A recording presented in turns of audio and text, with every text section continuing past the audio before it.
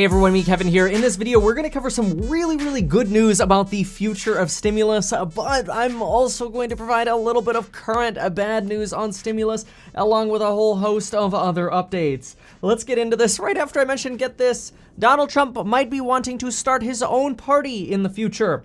So stay tuned. That could be quite an announcement. Instead of Democrats and Republicans, we would have the party of the Donald.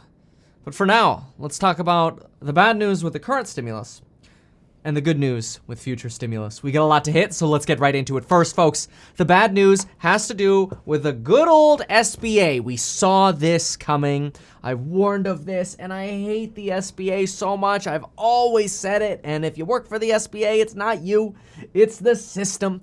I am so sorry, folks. The EIDL grants are not what we're expecting. Not only are the only people who tentatively can get the entire $10,000 as we expected, the people who have had a 30% reduction in revenue and are in a low income community, aka those are the only people who can get the full $10,000 EIDL grant, but the SBA will reach out to you directly. There will not be a new portal for you to apply for the EIDL grant. And the EIDL Advance is no longer available. That is, even though they're getting more money to do the grant, they are not going to give anybody who's applied or who wants to apply now grants. They're just going to go through their backlog of old applications. So that could be potentially good news if you previously applied and then you were told, hey, we don't have any money left to give you. Maybe you might end up seeing $1,000 per employee show up. But this whole $10,000, no matter who you are thing, as we expected, because we knew the SBA was going to use this loophole. We talked about this many times on this channel. The SBA was going to do this, and no surprise, they came in and said, nope, the only people who are getting the $10,000 are people who are, again, suffering a 30% economic decline and who are located in a low-income community, and the SBA will reach out to you. You can't even apply. So if you are in a low-income community and you didn't apply the first time, you can't even go back in and apply right now, it's actually even worse than we thought it was going to be. Like, I thought they were going to do this with the targeted grants, and they were going to do, the advance of $1,000 per employee, but they're not even opening that portal up again. Like, the SBA is just straight up sucking. Okay, now, we got to get out of this hole because this is a not so good update. Obviously, what I'll do is I'll link this so you could see this if you want to look at that page and read it in detail. It's too depressing for me to read all of right now. Just go to metkevin.com/SBA sucks. Okay, metkevin.com/SBA sucks, and you'll be able to read that page. It'll redirect you to that page. For now, though, let's try to think of some positive. The positive that we have right now, the PPP loans, and we've got very good news on stimulus checks and the future of stimulus checks. So let's focus quickly on PPP. If you have not applied yet for the PPP, please, if you are self-employed, you're an independent contractor, gig worker, realtor, Uber driver, Lyft driver, apply. I had somebody, while I was gaming with course members, 2 nights ago, come into our voice chat, and they're like, Kevin, I got a PPP question. Can I ask? I'm like, sure, why not? And they're like, I had 3 months of income in 2019. I made about $5,000 on a side gig. And guess what my answer was for the individual when they said, should I apply for the PPP?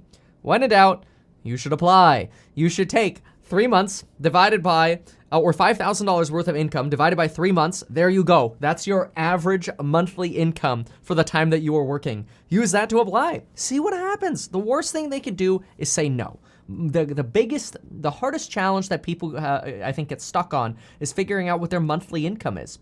Just literally take what your income is and divide it by however many months that you worked on that job, and give it a shot. Apply. But anyway, if I finally convinced you to apply, the applications are now open. I have received dozens of emails from local credit unions and companies online saying you can now apply for the PPP. And if you have not applied for the first PPP yet, apply for the first one first. And then just wait. You could ask for the second draw later. Just apply for the first one first, get your application in, and talk to your reps too. After you get assigned a rep, after you apply, you'll get directed as to whether or not you should immediately apply for a second one or you should wait. The bank will help you. They want you to do these loans. Remember, they take no risk. One place, if you don't have one, you could go to Cross River's application. You can go there by going to metkevin.com/Veeam. That is not an affiliate link. That is not like Get 4 free stocks with Webull, or get $30 for free when you deposit $100 links down below. Those are affiliate links. The Veeam one, just a redirect link. So is the SBA sucks. That's a redirect as well. I don't get anything on those redirects, and I want to be transparent there. Now, let's talk about the next stimulus and more good news here, okay? So this is where we get to talk about good news. So, folks, Janet Yellen is going to be the biggest freaking cheerleader of stimulus this year. Like, I don't want to like falsely get anybody hyped up over here or anything, but let's just say she is basically the twin of Jerome Powell. She spent 3.5 hours today defending stimulus. And I did a 33-ish minute video breaking down what her responses were to some of these really important things. She's a huge stimulus proponent. I mean, people are like beating her up about the debt is so high. This is bad. This is bad. This is bad. She's like, no, we need it. We got to spend more now. We have to keep spending, because if we stop spending on the people who are hurt, then the rest of the economy gets damaged. We don't need to worry about the debt right now. We don't need to worry about inflation right now. We don't need to worry about interest rates right now. None of those are an issue. Interest rates are trending down anyway. The interest rate on our debt is very low. And then she got railed again from other people. Yeah, but what about this angle of the debt being too high or inflation happening? She's like, no, more stimulus, more stimulus. She almost implied that this next Biden stimulus package was just going to be, one part of what's to come. And she also gave us guidance when people were beating her up about the $1,400 checks, and they're like, well, what about the $1,400 checks? Those aren't as targeted as they should be. She goes, well, actually, they are targeted, because they're going to have. It was a little unclear how she responded to this, but she made it seem like the same income thresholds we had the last time are what we're going to have now. She goes, they are targeted. There's an income limit of $75,000 for an individual, $150,000 for a married couple on Biden's plan. Well, that matches what the old school definition was, but the phase out might be much higher. So in other words, people making over $200K might still get it. So we'll see how that works, especially how the language ends up coordinating with $600. Does it mean that you get $600 subject to the phase out, or is it $600 plus $1,400 subject to the phase out? We don't know that yet, but she did let us know that the income thresholds were similar, and she ardently defended the stimulus checks the way they were done the last time, again this time, as very targeted. She finds that, yeah, there are going to be some people that might throw the money into savings accounts or stocks, but the problem is, how else are you going to identify people who have maybe lost their jobs but aren't on unemployment because they have to stay home and take care of the kids and they've left the labor force? How are you going to support these so many millions of American people who need help other than just doing stimulus checks? That's the way to do it. And there was almost this implication that we will see, and I've kind of mentioned this already, but I just want to reiterate this because I thought it was really phenomenal. When you watch the clips from her, it's like, wow, she's kind of suggesting that we might not be able to stop doing stimulus for not just here again in February or March, but we might have to do it again in the summer or the fall and have another big package. Who knows? But that was a little bit what she was implying. Huge implications, by the way, for spending on infrastructure, spending on community college to get people interested in electrical engineering or being part of an infrastructure transformation, climate transformation for the country. That's obviously really big if you're in any of the EV stocks. But really, I got to stick to stimulus here as much as I love talking about stocks. Janet Yellen, she is somebody you want. If you are pro-stimulus, you want Janet Yellen. If you're like, our currency is getting debased, this is horrible, they're printing money, they don't even care about the value of the dollar, they don't care about what this is going to do for inflation, you're not going to like Janet Yellen. You're going to miss Steve Mnuchin on that, who is much more, let's wait and see. Steve Mnuchin is a fan of stimulus checks, don't get me wrong, but he's much more wait and see than Janet Yellen. Janet Yellen is, we can't do enough, we need to do more. And that's a big person because now you've got Jerome Powell saying that at the Fed, and you got Janet Yellen saying that at the Treasury. So the non-government body says more stimulus, and the government body says more stimulus. So what's Biden going to do when he's thinking about, hey, what do we do regarding the economy? He's going to talk to the Treasury Secretary. And what's the Treasury Department going to say? What's the Fed's going to what is the Federal Reserve going to say? Stimulus. That's a pretty cohesive message right there. So for the future of stimulus, I think that is very, very, very, very good news. Really, anything basically Powell says, Jerome Powell at the Fed says, she echoes. Now, some other news as well. Chuck Schumer, and this could be seen as good news as well for Stim. Chuck Schumer, really, really enthused right now on getting 3 things done, he says. He says, we got 3 things we got to do. Do quickly. Impeachment, nominations, and COVID. Got to move them all fast. You know, kind of that faster New Yorkish accent that I can't really mimic that well. But, yeah, I mean, I know there are many of us that are watching that are like, come on, just, like, forget about the impeachment, the impeachment trial that needs to be done, because that is going to push back nominations and COVID. It's going to be a little bit of a struggle to see how that all gets done. We'll know within the next couple of weeks here. But either way, within the next couple of weeks, the whole impeachment and nominations thing, that'll be done for now. And then the sole focus will be COVID, probably for the month of February is my guess. Now, Mitch McConnell also seems to be a little bit trying to align with Democrats in that he pretty well hardcore slammed Donald Trump this morning when he said that the mob that invaded the Capitol was, quote, fed lies. And McConnell went on to say, quote, they were provoked by the president and other powerful people. It's almost like he's kind of siding with Democrats. There are a lot of people who are like, that's it. Mitch McConnell's become a Democrat. It's definitely a hit on Trump, right? He's being very clear about that. McCarthy and McConnell, by the way, and Pence, they're not going to go wave goodbye to Trump when he flies away on his plane tomorrow, or the last flight for Air Force One. That's rare. That's really rare. Usually, like, they have like a seeing off ceremony, and all those people, the leaders from the party, they go, wave goodbye, they say goodbye, wave goodbye, and the plane flies away. None of them are going. It's no surprise Trump's like, oh, let's make our own party. Can't trust the Republicans, can't trust the Democrats. I mean, I'm going to hold comments. Anyway, so more importantly, though, regarding the future of stimulus, Mitch McConnell and Schumer are already working on a power sharing agreement to determine how negotiations will be handled in the Senate. Right now, Mitch McConnell is demanding that the filibuster remain intact, which obviously the filibuster is important for Mitch McConnell because it means that McConnell has the power to prevent a bill from passing unless it gets 60 votes. The only way to get a bill to pass, with a few exceptions, is getting 60 votes. And that's what you do to invoke cloture, to end debate on a bill, and you can pass a bill that way.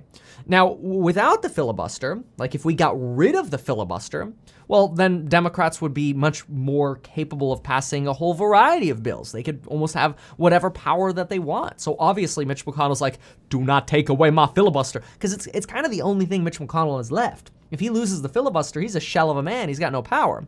Now, Democrats do have the power to use the budget reconciliation process. I call it the recon process. They call it the budget process.